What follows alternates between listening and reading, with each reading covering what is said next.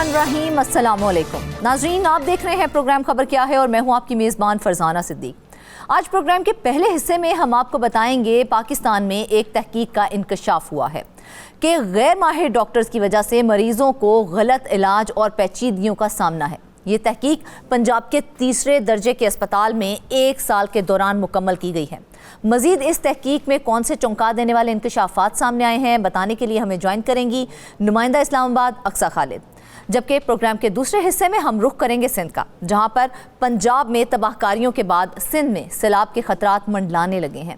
सितंबर के पहले हफ्ते में सैलाब का बड़ा रैला सिंध के अंदर दाखिल होगा। मजीद तफसीलात बताने के लिए हमें ज्वाइन करेंगे नुमाइंदा कराची जाहिद खोखर। और प्रोग्राम के आखिरी हिस्से में हम आपको बताएंगे मुल्तान का, जहां पर सरकारी स्कूलों को शमसी तवानाई के जरिए बिजली फराहमी का मंसूबा मतलूबा नताइज हासिल नहीं कर सका है। जबकि जनूबी पंजाब के सरकारी स्कूलों में नस्ब किए गए करोड़ों रुपए से जायद मालियत के सोलर पैनल्स चोरी हुए हैं। इस सारे मौजू पर बात करने के लिए हमें ज्वाइन करेंगे नुमाइंदा मुल्तान ज़हीर अब्बास। तो नाज़रीन, चलते हैं आज की पहली खबर की जानिब। पाकिस्तान में एक तहकीक हुई है और जिसके बाद ये इंकशाफ हुआ है कि गैर माहिर डॉक्टर्स की वजह से मरीजों को गलत इलाज और पेचीदगियों का सामना करना पड़ा है। तहकीक के मुताबिक डर्मेटोलॉजिस्ट की तशखीस सबसे ज़्यादा दुरुस्त रही है, जबकि ये तहकीक पंजाब के तीसरे दर्जे के अस्पताल में 1 साल के दौरान मुकम्मल की गई है। गैर माहिर डॉक्टर्स गैर ज़रूरी सर्जरीज करते हैं, जिसकी वजह से मरीजों पर इजाफी अखराजात और ख़तरात भी बढ़ जाते हैं।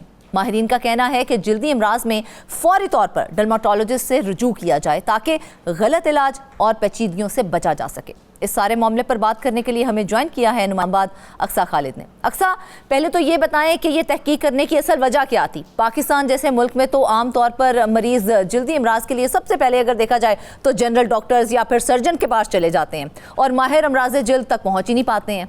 तो क्या इसी के पस मंजर में ये तहकीक की गई है? जी बिल्कुल फरजाना, देखें बड़ी चौंका देने वाली तहकीक जो है वो हमारे सामने आई है। हमेशा हम बड़ी बड़ी बीमारियों का तो जिक्र करते हैं, जैसे कैंसर हो गया या दिल के अमराज हो गए, लेकिन कभी भी हम लोग स्पेसिफिकली जो है वो जिल्द के अमराज की बात नहीं करते। और इसी के नताइज के तौर पर जो लोग हैं, जो पेशेंट्स हैं जिनको कोई इशू हो रहा होता है, स्किन रिलेटेड इशू, तो वो क्या करते हैं कि अगर उन्हें कोई इशू फेस होता है तो वो आम तौर पर ENT स्पेशलिस्ट के पास चले जाते हैं, या फिर उससे रेलेवेंट डॉक्टर के पास नहीं जाते हैं, ठीक है। और वहां जाके वो स्पेशलिस्ट उनको ये, फॉर एग्जांपल मेदे के डॉक्टर के पास चले गए, गैस्ट्रो के डॉक्टर के पास चले गए। अब मसला जिल्द का है, वो जाके आपको ये बताते हैं कि आपके मैदे में गर्मी है, जिसकी वजह से आपको स्किन के ऊपर एलर्जी हो रही है, जिसकी वजह से आपको स्किन के ऊपर सिस्ट बन रहे हैं, और उससे रेलेवेंट टेस्ट शुरू हो जाते हैं मरीजों के, और उसके बाद उनको उनकी सर्जरीज की तरफ लेके जाया जाता है। और सबसे बड़ी देखें इस चीज़ में क्या ख़तरे की चीज़ है कि पेशेंट्स को उस दौर के दौरान इररेलेवेंट मेडिसिन्स दी जाती हैं जो कि जानलेवा भी साबित हो सकती हैं। कि इशू है स्किन का और दवाइयाँ दी जा रही हैं मैदे की, जो कि मजीद मेरा ख्याल है गर्मी घटाएगा तो नहीं, गर्मी बढ़ाएगा मैदे के अंदर, और इवन के डाइजेस्टिव सिस्टम को भी ख़राब करेगा। और इससे क्या होता है कि लोग यहाँ पर, क्यों, सबसे बड़ी बात आज की स्टोरी में ये है कि लोगों के पास अवेयरनेस ही नहीं है। जो मसला है वो जिल्द का है, जा रहे हैं जी ENT स्पेशलिस्ट के पास, गैस्ट्रो के डॉक्टर्स के पास, या फिर बस इमरजेंसी में जा रहे हैं और वहाँ पर जो भी डॉक्टर उस वक्त ड्यूटी पर मौजूद है वो उनका जो है वो इलाज कर देता है, उनको इमीडिएट मेडिसिन प्रिस्क्राइब कर देता है, जिसके बाद जो है वो 2-3 महीने के बाद हमें वही पेशेंट्स जो है वो डिप्रेशन में और एंजाइटी का शिकार होते हुए दिखाई देते हैं। स्पेशली विमेन, आप तो जानती हैं कि हम लोग अपनी स्किन को लेकर कितने ज़्यादा सेंसिटिव होते हैं। कोई एक पिंपल भी निकल आए तो हम लोग जो है ना वो, स्पेशली अगर कोई शादी और उससे पहले ऐसा कुछ हो जाए तो फिर आप सोचें कि स्पेशली फीमेल्स जो है वो इसकी वजह से एंजाइटी में जा रही हैं। और उसके बाद क्या होता है कि जो बीमारी नहीं भी है, मेडिसिन खा खा के वो बीमारी भी सामने आने लग जाती है। बीमारियां शायद अपने आप को और लगा लेते हैं। खैर अक्सा, मुझे ये बताइए कि ये जो तहकीक की गई है ये कब और कहाँ की गई है और इसका तरीकाकार क्या था? यानी कि रिसर्चर्स ने किस तरह से मालूम किया कि तशखीस दुरुस्त है या फिर नहीं? बिल्कुल, हम अपने नाज़रीन को बताते हैं। देखें, ये तहकीक जो है ना वो पंजाब के एक बहुत बड़े हस्पताल में की गई है, सरकारी हस्पताल में, टेरिटरी केयर हॉस्पिटल में की गई है, और पूरा 1 साल मुख्तस किया गया इस तहकीक को कंप्लीट करने के लिए। अच्छा। और क्या किया गया कि बायोप्सी सैंपल्स लिए गए इन नंबर्स ऑफ थाउजेंड्स, यानी कि तकरीबन 4091 सैंपल्स लिए गए, जिसके बाद जो है वो उनके डिटेल एनालिसिस किए गए, और डिटेल एनालिसिस उनमें से 386 सैंपल्स के किए गए। ठीक है, फिर उस सैंपल्स के डायग्नोसिस करने के बाद, एनालिसिस करने के बाद उनके क्लिनिकल डायग्नोसिस किए गए, फिर उनको कंपेयर किया गया लेबॉर्ट्री के टेस्ट से, फिर उसके बाद जो है ना वो हिस्टोपैथोलॉजी रिजल्ट्स उसके निकाले गए। हिस्टोपैथोलॉजी रिजल्ट्स को अगर हम आम जबान में समझे तो वो ये है कि जो डॉक्टर ने आपको बीमारी बताई है, क्या आपके लेबॉर्ट्री टेस्ट और आपके सैंपल्स उससे मिलते हैं, या कि वो बीमारी जड़ से वहां पर मौजूद ही रही है और टेस्ट किसी और चीज के कराए जा रहे हैं। क्या होता है कि माइक्रोस्कोप के थ्रू देखा जाता है बायोप्सी सैंपल्स को, और फिर बताया जाता है कि जो डॉक्टर ने आपको प्रिस्क्राइब किया है क्या उससे रेलिवेंट बीमारी आपको है भी या नहीं। ये एक टिश्यू टेस्ट होता है और इससे कंफर्म किया जाता है। फिर इससे इस तरह से ये स्टडी जो है वो निहायत साइंसी मोतबर पे जो है ना वो सामने दिखाई देती है, क्योंकि प्रॉपर एक प्रोसीजर के थ्रू इसको फॉलो किया गया है कि अगर आपके पास कौन कौन से डॉक्टर्स ने, फिर उसके बाद डॉक्टर्स को भी कैटेगराइज किया गया है, डर्माटोलॉजिस्ट। अच्छा। और फिर उसके बाद जो है ना वो दूसरे डॉक्टर्स, जिसमें ENT स्पेशलिस्ट हैं, जिसमें जो है ना वो गैस्ट्रो के डॉक्टर्स हैं, फिर उसके बाद प्लास्टिक सर्जरीज के डॉक्टर्स हैं, फिर उसके बाद डेंटिस्ट है। एक तरफ उनको लाया गया, एक तरफ डर्माटोलॉजिस्ट को लाया गया, फिर उसके बाद सैंपल्स दिए गए, 380 सैंपल्स का जो है वो बाकायदा तौर पर क्लिनिकल डायग्नोसिस हुआ। के हवाले से आना चाहूंगी कि इस तहकीक में शामिल जो पेशेंट्स थे उनके बारे में भी जरा डिटेल्स हमारे साथ शेयर करें कि उनकी औसत उम्र, वो मर्दो खवातीन थे, कितनी तादाद में थे, और वो नमूने ज्यादातर किस किस्म के थे और किन डॉक्टर्स ने भेजे थे वो। बिल्कुल, देखें, तहकीक में जो है ना वो शामिल मरीजों में तकरीबन 64% जो है ना वो मेल्स थे। अब हैरान कौन इंकशाफात यहाँ पर ये हैं कि स्किन एलर्जीज ज़्यादातर फीमेल्स के बजाय मेल्स में पाई जा रही है। एक तो ये एक बहुत बड़ा इंकशाफ यहाँ पे हुआ है। फिर उसके बाद इसकी कोई रीजनिंग सामने आ सकती है कि मर्दों के अंदर इसकी तादाद इतनी ज़्यादा क्यों है मर्दों की? बिल्कुल, इसकी रीज़न ये है कि जो मर्द हजरात हैं वही एक तो इरेलेवेंट डॉक्टर के पास जा रहे हैं, दूसरा के वो टाइम के ऊपर मेडिकेशन करते ही नहीं हैं। आपको भी इस चीज़ का अंदाज़ा होगा कि यहाँ पर मेल्स जो है वो उस तरह से अपने स्किन को लेकर और स्किन एलर्जी या स्किन का कोई भी प्रॉब्लम है तो उसको लेकर सीरियस ही नहीं है, जिस तरह से खवातीन कॉन्शियस होती है, क्योंकि हमें तो जो है ना वो भरपूर अच्छा दिखना होता है, तो मेल्स उस तरह से जो है ना वो इस चीज़ को इग्नोर कर देते हैं, जबकि ये इग्नोर करने वाली चीज़ नहीं है। आपको पता है स्किन एलर्जीज जो है वो कैंसर तक जा पहुंची है, बिल्कुल ऐसे ही है, अगर उन्हें इग्नोर किया जाए। तो उसके बाद 36% हम जो है ना फैक्ट्स के बारे में बात कर रहे थे, 36% खवातीन हैं और दोनों की जो उम्र है वो तकरीबन 44 ईयर्स है। जो कि सैंपल्स लिए गए वो 44 ईयर्स तक लिए गए, क्योंकि उसके बाद जो है ना वो क्योंकि आपकी उम्र बढ़ती चली जाती है और भी काफ़ी सारे इश्यूज आ जाते हैं, जिसकी वजह से एग्जैक्टली स्किन इश्यूज को जो है ना वो डायग्नोज नहीं कर पाते हैं डॉक्टर्स। और इसके बाद सैंपल्स जो है ना वो नॉन स्पेशलिस्ट डॉक्टर्स ने भी लिए हैं, जो स्पेशलिस्ट हैं लेकिन स्किन स्पेशलिस्ट नहीं है।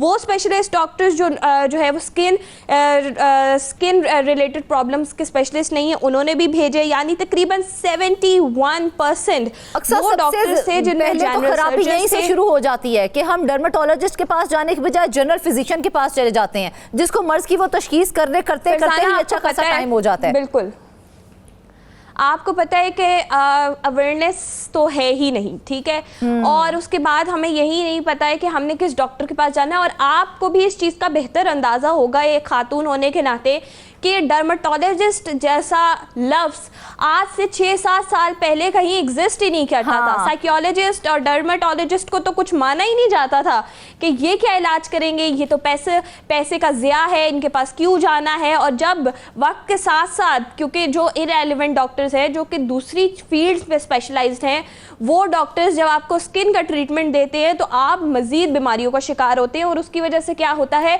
कि आप बढ़ते बढ़ते बढ़ते बढ़ते वो सिस्ट की तरफ जा रहे हैं, रसोलियों की तरफ जा रहे हैं, कैंसर्स की तरफ जा रहे हैं। अच्छा, अब आकर डर्मेटोलॉजिस्ट को, साइकोलॉजिस्ट को सीरियस लिया गया। मतलब मर्ज की जो तशखीस की जाती है उसकी एक्यूरेसी की बात करें अगर हम, तो सबसे ज्यादा जो एक्यूरेसी है वो किसने दिखाई है और सबसे कम किसकी जानिब से दिखाई गई है? क्या आप एदादो शुमार के साथ फर्क वाज़ेह कर सकती हैं? बिल्कुल, देखें ये बड़ा इम्पॉर्टेंट क्वेश्चन है और इस फैक्ट्स के साथ ही हम जो है वो नेगोशिएट करेंगे। आप देखें सबसे ज़्यादा दुरुस्तगी डर्मेटोलॉजिस्ट की ही है और जबकि उनके केसेस जो थे वो 29% केसेस डर्मेटोलॉजिस्ट ने सैंपल आउट किए थे और उनके जो है ना वो 100% एक्यूरेसी सामने आई है, जबकि जो नॉन स्पेशलाइज्ड डॉक्टर थे उनकी केसेस की तादाद तकरीबन 81% थी और उसमें से जो है वो सिर्फ 50s की तादाद में केसेस की एक्यूरेसी आई है। इसी के साथ मज़ीद भी हम डिस्कस कर लेते हैं कि प्लास्टिक सर्जन्स की जो है वो 59% एक्यूरेसी सामने आई है, ENT स्पेशलिस्ट की 30%, इसी के साथ डेंटल सर्जन्स की सिर्फ 27%। तो जो लोग अभी डेंटिस्ट के पास जा रहे हैं स्किन एलर्जीज लेकर, उनको इस बारे में सोचना चाहिए कि हमने वहाँ नहीं जाना अब। इसी के साथ जो है ना वो गायनेकोलॉजिस्ट की जो एक्यूरेसी सामने आई है वो 100% है, बट उनके केसेस बहुत कम थे, सिर्फ 3% केसेस थे। तो उसके हिसाब से जो है वो फैक्ट्स में उस चीज़ को अच्छी तरीके से रिकग्नाइज नहीं किया जा सकता। हाँ, दूसरे नंबर पर जो बेहतरी सामने आई है, जो एक्यूरेसी सामने आई है, वो है प्लास्टिक सर्जन्स, क्योंकि at the end they are also dealing with skin problems और स्किन की ही प्लास्टिक सर्जरी करते हैं एट द एंड, ठीक है। तो फिर उनकी एक्यूरेसी डर्मेटोलॉजिस्ट के बाद सेकंड नंबर पर आई। अच्छा, चलिए अक्सर हम ये जो जल्दी बीमारियां हो रही हैं, हमें उसमें ये बताइए कि क्या ये भी बताया गया है कि किस किस्म की बीमारी सबसे ज्यादा सामने आई है और उन बीमारियों में मुख्तलिफ डॉक्टर्स की कारकर्दगी कैसी रही है? बिल्कुल, देखें स्किन से रिलेटेड जो इश्यूज़ हैं और बहुत सारे लोगों को इनका पता ही नहीं है कि स्किन से रिलेटेड इश्यूज़ क्या है। हमने बस इतना ही सुना हुआ है कि जी स्किन के ऊपर पिंपल निकल आता है या फिर आपकी स्किन जो है हमारे नजदीक स्किन की एलर्जी सिर्फ एक पिंपल तक महदूद होके रह गई है, दीगर बीमारियों का तो शायद ऐसा ही है, लेकिन ऐसा ही है। लेकिन हैरान कुन इंकशाफात सामने आए हैं।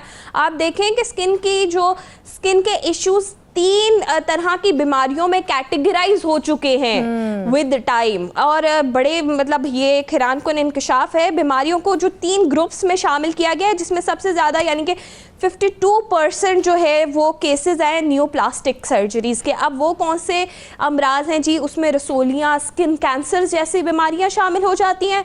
फिर उसके बाद तकरीबन 32 जो % केसेस हैं वो सामने आए हैं इन्फ्लेमेटरी और दीगर अमराज के, जैसे कि जिल्द की एलर्जी होगी, ठीक है, फिर या फिर सोजिश होगी, और लास्ट एंड द लीस्ट आप कह लें कि 15% जो है ना वो सिस्टिक अमराज हैं। अब सिस्ट क्या है? बेसिकली स्किन सिस्ट क्या है? स्किन सिस्ट ये है कि वैसे तो हमने जो है ना ओवरीन सिस्ट सुना हुआ है, फिर किडनी का सिस्ट सुना हुआ है, बट स्किन सिस्ट क्या होता है कि जब हम आसान अल्फाज में से समझें ज़रा कि जो जिस दाने के अंदर पीप भर जाती है और वो दाना जिल्द के ऊपर फैलता चला जाता है, वो बेसिकली एक सिस्ट होता है। और उसे जो है ना वो हम लोग घर के टोटके लगा लगा के ठीक कर रहे होते हैं, जबकि वो सिस्ट आपको कैंसर तक लेकर जा सकता है अकॉर्डिंग टू डर्मेटोलॉजिस्ट। लेकिन अफसोस की बात तो अक्सर ये भी है ना कि हम जो है वो मर्ज उसकी सही से तशखीस ही नहीं कर पाते हैं। तो मुझे ये बताएं कि जब मरीज की गलत तशखीस हो जाएगी, वो उस तशखीस का शिकार हो जाएगा, तो उसकी जिंदगी पर क्या असर पड़ेगा इस तमाम सूरत हाल का? देखें, ये तो I was very much shock जब मैं इसे स्टडी कर रही थी कि यहाँ पर 2 वक्त जो है ना वो इतने पैसे नहीं है कि लोग 2 वक्त की रोटी खा सकें। और गलत डायग्नोसिस से क्या होता है कि हम सरकारी अस्पतालों में चले जाते हैं, और ये सरकारी अस्पतालों में जाना कोई बुरी बात नहीं है, ये सरकारी अस्पताल हमारे लिए ही बने हैं, लेकिन उन्हें अगर प्रॉपर तरीके से ऑपरेट किया जाए तो तभी हमारे लिए फ़ायदेमंद होंगे। अगर स्किन का इलाज सर के इलाज से जो है ना वो रेलेवेंट हो जाए और सर का इलाज जो है वो कैंसर के इलाज की तरफ चला जाए, तो ये सारी चीज़ें तो ख़तरे की घंटी बजा रही है। ऑब्वियसली लोगों की ज़िंदगियों से खेलने का मामला है यहाँ पर। अब गलत डायग्नोसिस के नुकसानात की बात अगर हम करें तो सबसे पहले तो मरीज़ जो है वो सही इलाज ही नहीं उनका होता। पता नहीं इतने अरसे से 2-2, 3-3 महीने के कोर्सेज, एंटीबायोटिक के कोर्सेज, इररेलेवेंट कोर्सेज कर रहे होते हैं, जो बीमारी उनको होती ही नहीं है। और आपको पता है फरजाना कि एंटीबायोटिक हद से ज़्यादा खाने से क्या होता है कि आपकी बॉडी के अंदर बैड बैक्टीरियाज के साथ साथ गुड बैक्टीरियाज जो कि आपको धूल, मिट्टी और बीमारियों से बचाते हैं, वो भी बढ़ने लग जाते हैं। तो कि इसका मतलब ये है कि हम लोग मज़ीद बीमारियों को भी वेलकम कर रहे होते हैं। फिर उसके बाद अननेसेसरी सर्जरीज़ हो रही हैं लोगों की जिनकी ज़रूरत ही नहीं है, फिर सर्जरी के ऊपर ख़र्चा भी होता है और लोग जो है ना वो उसको भी उसका बर्डन भी फेस कर रहे हैं। फिर उसके बाद बीमारी का इलाज भी नहीं हो रहा, एंजाइटी डिप्रेशन में भी जा रहे हैं। तो इस तरह से काफ़ी सारे नुकसान वो तो एक मुख्तलिफ ट्रॉमा में चले जाते हैं ना, वो तो एक ट्रॉमा में से गुजर जाते हैं। फिर तो उनको पता ही नहीं चलता कि हमने किस सम्त में जाना है। चलें हम ये जो प्लास्टिक सर्जन्स हैं और जनरल सर्जन्स हैं इनकी कारकर्दगी का मवाजना कर लेते हैं। तो आप इसको कैसे देखती हैं? क्या वो किसी हद तक काबिल एतमाद निकले हैं कि उनकी तशखीस भी ज़्यादा दुरुस्त रही है? देखें, प्लास्टिक सर्जन्स जो है ना उनकी कारकर्दगी कुछ बेहतर रही। जिस तरह हमने पहले भी बात किया कि डर्मेटोलॉजिस्ट के बाद प्लास्टिक सर्जन्स जो है ना उनकी कारकर्दगी बेहतर है ओवरऑल, क्योंकि उनके केसेस की दुरुस्तगी तकरीबन 59% है। और न्यू प्लास्टिक के जो अमराज हैं उसमें जो है ना वो उनकी accuracy was around 70%, which is a good ratio. फिर उसके बाद इससे ये भी पता चलता है कि कुछ मामलात में वो बेहतर रहे हैं, कुछ हद तक वो इलाज कर सकते हैं।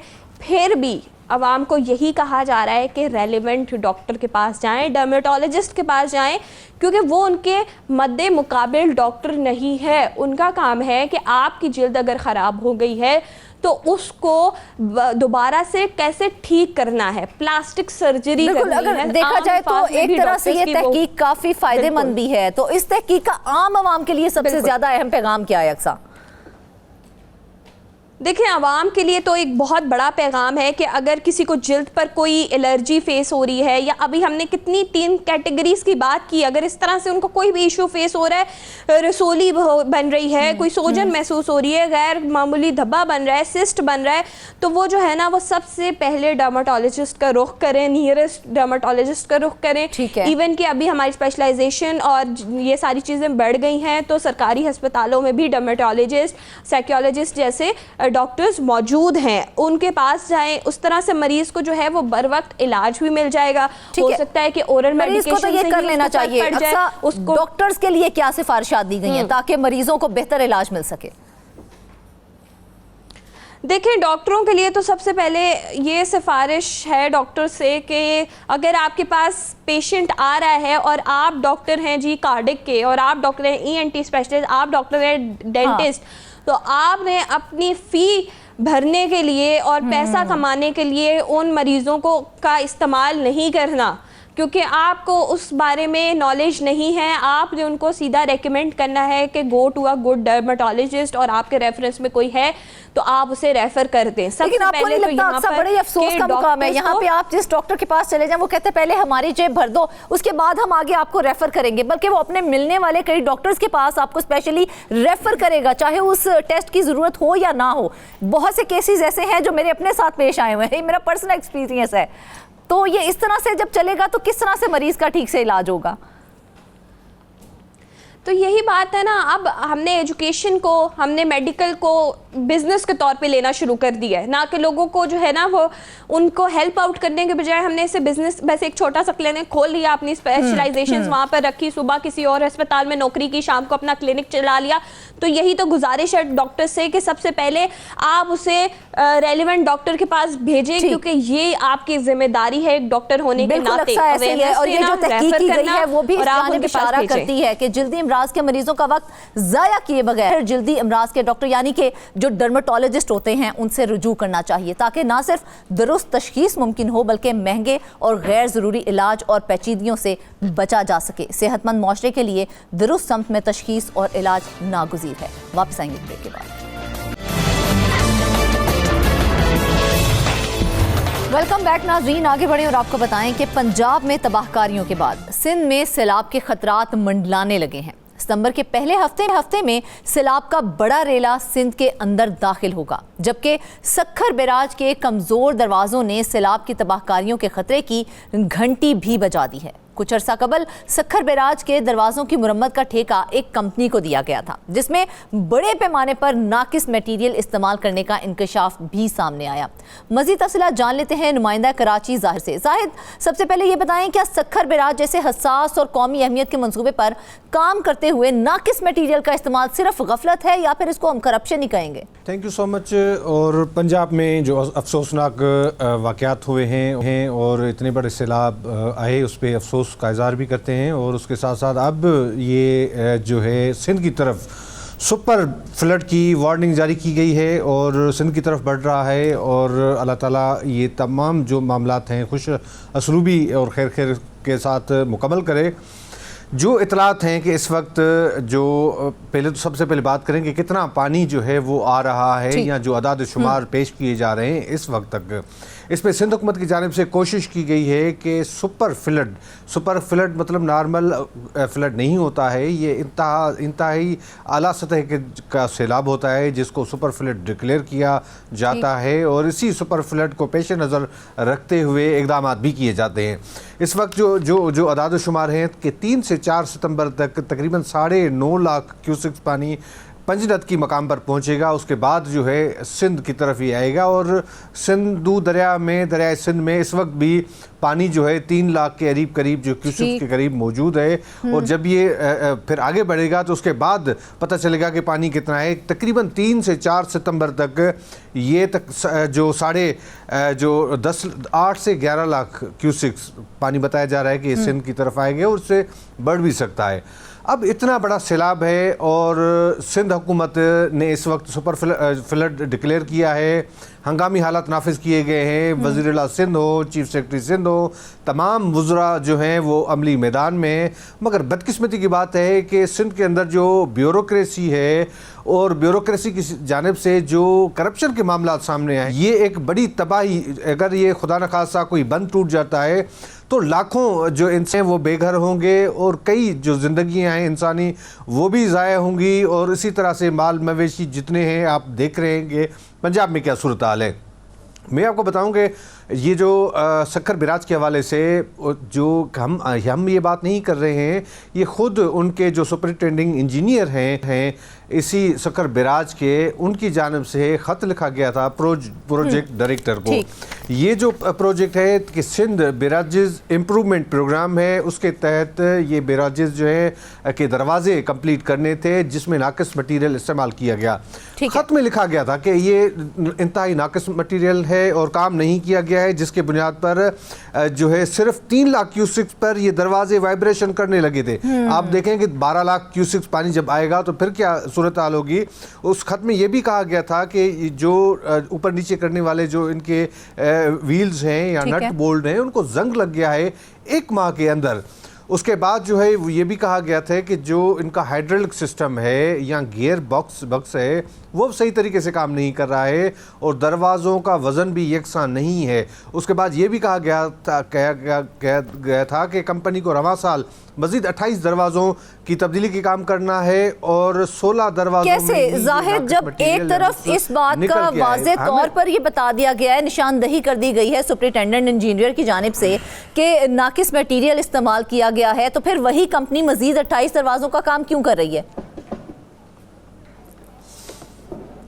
देखिए, कुछ अर्सा पहले भी इसी तरह से हुआ था कि एक ऐसी कंपनी को ठेका दिया जा रहा था कि जिसका इन बैराजेस के हवाले से या इसके मुतालिक कोई तजर्बा भी नहीं था। उस पर भी जो दूसरे स्टेक होल्डर्स हैं उनकी जानिब से एतराज़ उठाया गया था और कहा गया था कि ऐसी कंपनी को ही क्यों काम दिया जा रहा है। उसके बाद जो है कंपनीज तब्दील की गई। हमें जो ज़राए ने बताया है कि इसके हवाले से तमाम जो मामलात हैं वो सेक्रेटरी साहब खुद देख रहे हैं, जो महकमे के सेक्रेटरी हैं उनकी जानिब से एक प्रोजेक्ट डायरेक्टर मुकर्रर किया गया है। उसी प्रोजेक्ट डायरेक्टर साहब के पास 3 अहम महकमों के और भी चार्जेस हैं। तो आप तसव्वुर करें कि ये किस तरह से वो उनको देखभाल कर सकेंगे। ये अरबों रुपए के प्रोजेक्ट्स हैं जिन पर काम करना था और इंतहाई संजीदा हसास नौयत के जो हैं वो मामला थे। दूसरी मैं आपको बताऊं कि ये इमरजेंसी वर्क के नाम पर भी महकमा आपाशी की जानिब से ये अरबों रुपए के फ़ंड जारी कर दिए गए हैं कि हम बंदों की मरम्मत और बहाली कर रहे हैं। तो बंदों की, हमें जो ज़रा ने बताया है कि बंदों की भी हालत जो है वो इस तरह बेहतर नहीं है। अब सिंध हुकूमत की जानिब से इतने हंगामी बुनियादों पर, जंगी बुनियादों पर काम किया जा रहा है। वज़ीर आला साहब यहाँ जो खत लिख दिया गया उसके अंदर तमाम जो है चीज़ें उनकी निशानदही भी कर दी गई, तो फिर क्या किसी ने इस खत पर कोई एक्शन लिया है? अगर नहीं लिया तो फिर इन दरवाज़ों के टूटने या फिर सैलाब से जो तबाहकारियाँ होंगी उसकी जिम्मेदारी कौन लेगा? देखें, महकमे के जो सेक्रेटरी साहब हैं ज़रीफ़ खेड़ो साहब, वो कभी भी इस तरह नहीं हुआ कि वो किसी भी हमारे मौक़िफ़ के सिलसिले में जब रब्ता करते हैं कोई जवाब दे दें। इस मरतबा भी हमने उनसे पूछा है, उनको मैसेज किया, कॉल्स की कि आप बता दें क्या इस निशानदेही के बाद कोई काम किया गया है? क्या इस वक्त जो सकर बैराजेस के जो दरवाजे हैं वो काम कर सकेंगे? इतना बड़ा फ्लड आ रहा है तो इसके लिए कोई ख़तरे की घंटी तो नहीं है। तो इन तमाम मामलात पर भी उन्होंने कोई जवाब नहीं दिया, जिस तरह से हस्ब मामूल इसी तरह से होते हैं। और दीगर भी इसी तरह से जो इश्यूज़ हैं, जिस तरह मैंने बता रहा था कि जिस तरह से इमरजेंसी वर्क होता है, इतने बड़े पैसे जारी किए गए हैं, वो भी काम नहीं हुआ है, तो उनका भी जवाब नहीं दिया गया। दूसरी अहम मैं आपको बात बता दूँ कि अब महकमा आबपाशी की जानिब से, उन अफसरान की जानिब से ये बहाना बनाया जा रहा है कि चूँकि कच्चे के इलाके में डाकू होते हैं, अच्छा, तो हमें काम करने नहीं दिया गया, या हमने जो टेंडर्स दिए थे ठेकेदारों के, कुछ उन्होंने मकामात भी आइडेंटिफाई किए हैं। कहने का मकसद ये है कि कल जो खुदा न खास्ता कोई इतना बड़ा साना रूनुमा हो जाता है तो फिर ये महकमा आबपाशी के ये अफसरान सिर्फ यही कहेंगे कि हमने पॉइंट आउट कर दिया था कि इस मकाम पर डाकू आ गए थे तो हमें काम करने नहीं दे रहे थे, इसलिए बंद टूट गया। तो अल्लाह ना करे कोई ऐसी सूरत हाल हो। हम तो देख रहे हैं कि सिंध हुकूमत, जिस तरह मैंने आपको बताया कि सिंध हुकूमत काम भी कर रही है, कोशिशें भी कर रही हैं। ये जो चंद चीज़ें जिनकी आपने निशानदही की है, जिसके दरवाजे जो हैं वो जंग आलूद हैं, हाइड्रोलिक सिस्टम भी नाकाम है, गियर बॉक्स भी ख़राब है, तो ये सब चीज़ों को जानते हुए भी इतनी खामोशी क्यों दिखाई जा रही है? हालांकि ये भी पता है कि एक कोई ना कोई बड़ा, अगर ये सैलाबी पानी दाखिल हो गया तो देखिए बड़ी सूरत हाल ख़राब है। इसी तरह से महकमा आबपाशी को ठीक करने की ज़रूरत है। महकमा आबपाशी में जो सिस्टम मौजूद है इसको ख़त्म करने की ज़रूरत है। इस तरह से जो मंजूर नज़र कंपनीज़ है उनको ठेके जारी किए जाते हैं, उनके खिलाफ एक्शन लेने की ज़रूरत है। वज़ीर-ए-आला सिंध इस वक्त तमाम मामलात से फ्री हो जाएँ तो फिर महकमा आबपाशी के अंदर भी मामलात देखें कि उनको अगर बेहतर नहीं किया गया तो ये जो सिंध वैसे भी जो तबाही का शिकार है, और जो मंसूबे शुरू किए गए, सबसे पहले उनका ऑडिट भी कराना चाहिए, उनकी तहकीकात भी करानी चाहिए कि कहाँ पर ये पैसे खर्च हो रहे हैं। जिस तरह सकर बैराज के इम्प्रूवमेंट का प्रोग्राम था, दरवाज़ों को की मरम्मत और बहाली के हवाले से जो प्रोग्राम था, उसके बाद कैसे कोई पैसों का हिसाब दे देगा जब हम ये देख रहे हैं कि मंजूर नज़र ठेकेदारों को नवाजा जा रहा है, दर्जनों मंसूबे उनको दिए जा रहे हैं, तो वो किस बुनियाद पर दिए जा रहे हैं, किस तरह से दुरुस्त करार दिया जाएगा उनको? क्या उस हवाले से कोई बिडिंग वगैरह हुई थी?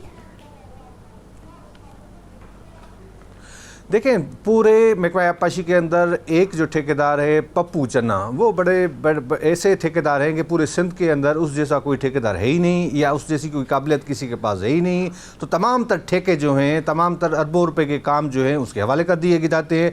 थोड़े थोड़े आपको मैं बताऊँ कि जिस तरह से लाइनिंग ऑफ उडेरो लाल है, उस समेत जो दीगर जो मैंने आपको प्रोजेक्ट बताए थे LBODA के, उसके बाद एक दूसरा प्रोजेक्ट एक आ रहा है कि Benazir Bhutto sweet water programme है वो उमरकोट के अंदर, वो भी उनको ठेका दिया जा रहा है। बुनियादी तौर पर ये ठेके ऐसे हैं कि मिसाल के तौर पर 3 अरब रुपया का ठेका उनको इब्तदाई मरहले में जारी कर दिया जाता है, फिर कुछ महीने के बाद इसको रिवाइज़ किया जाता है, उसको इसके जो बजट है इसका वो डबल किया जाता है।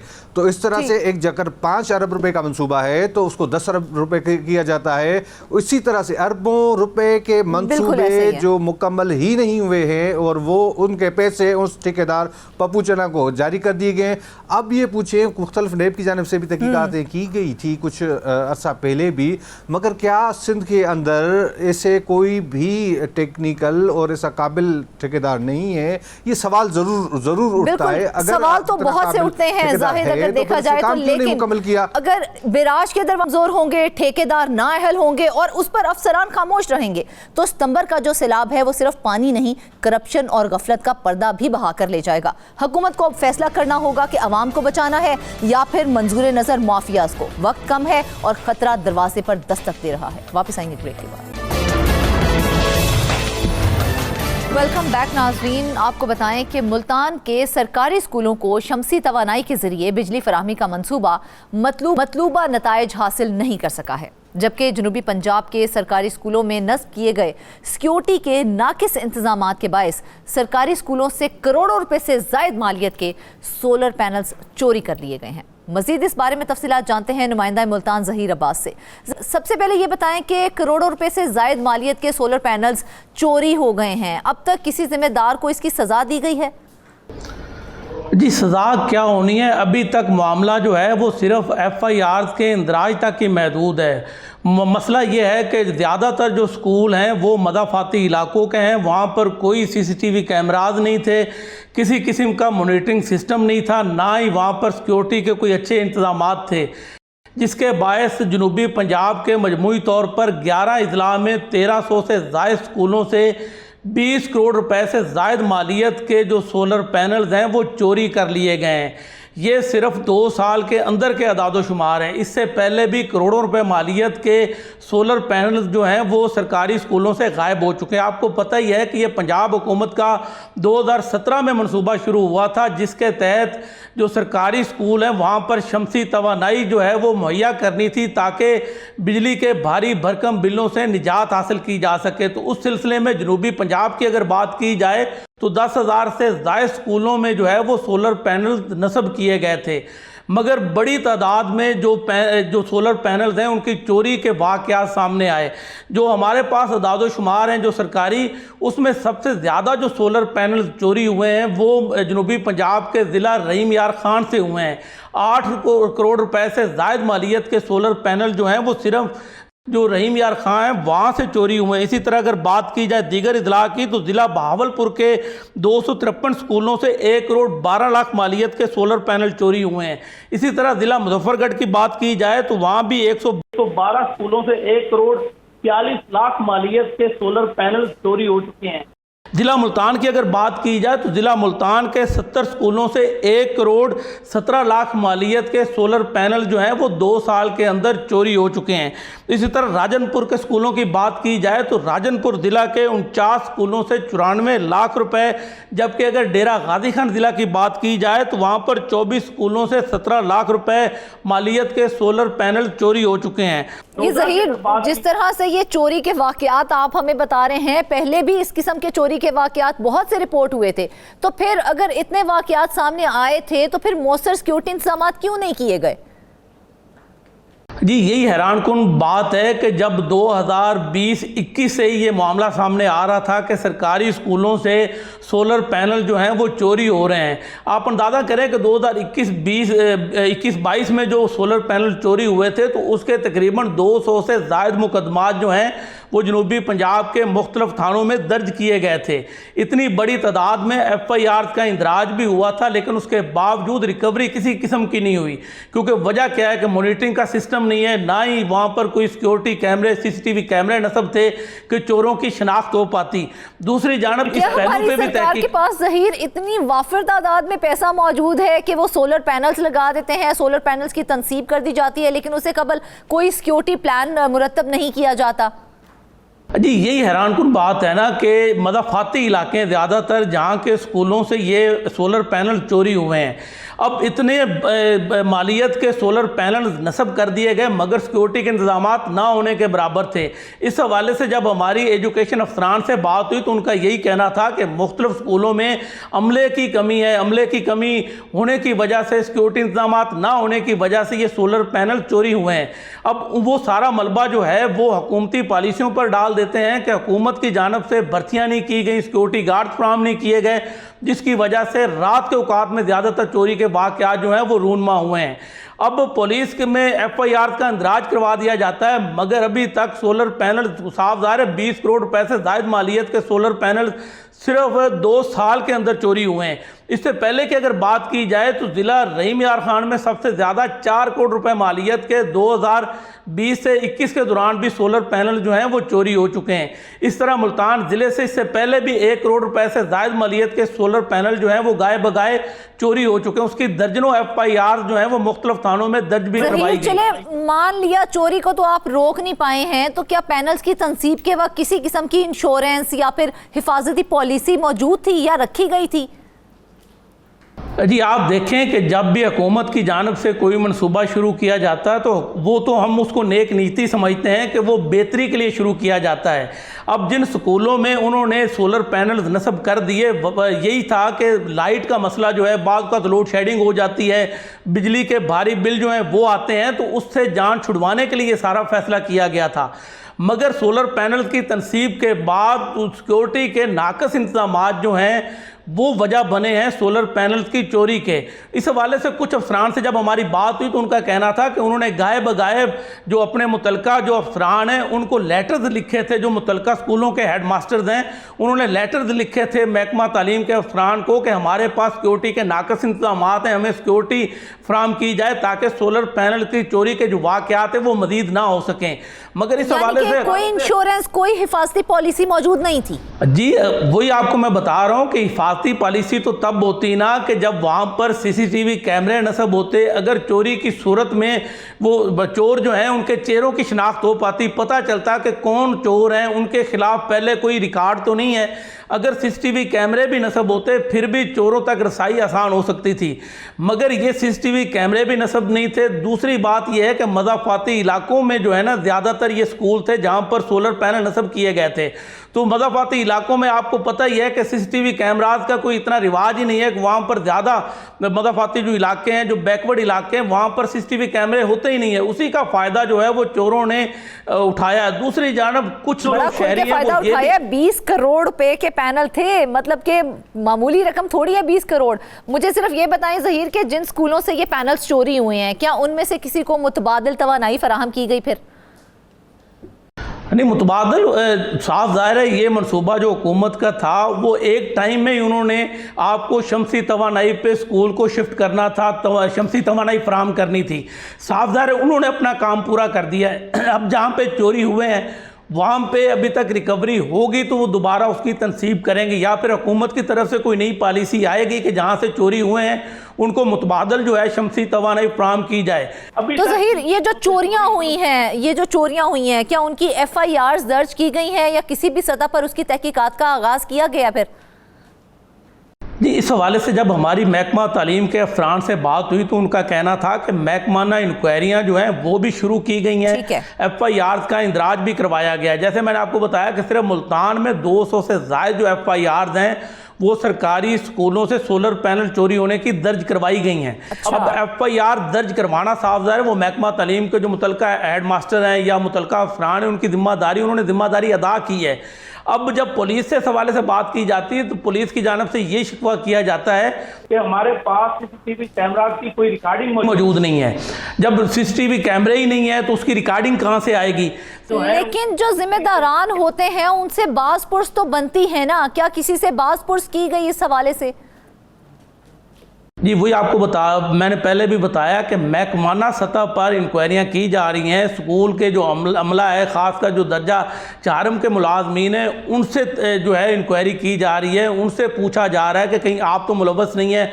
उनकी रिप्यूट के हवाले से साथी मुलाजमीन से पूछा जा रहा है कि इनकी रिप्यूट कैसी है, इन पर कोई मशकूक सरगर्मियों में कहीं कोई मुलाजिम मुलव्वस तो नहीं है। अगर किसी की चोरों के साथ कोई मुजरम जो हैं जुराइम पेशा अफराद हैं उनके साथ अगर किसी के रवाबत साबित होते हैं तो उस पर मज़ीद तहकीकात जो है वो शुरू की जाएंगी।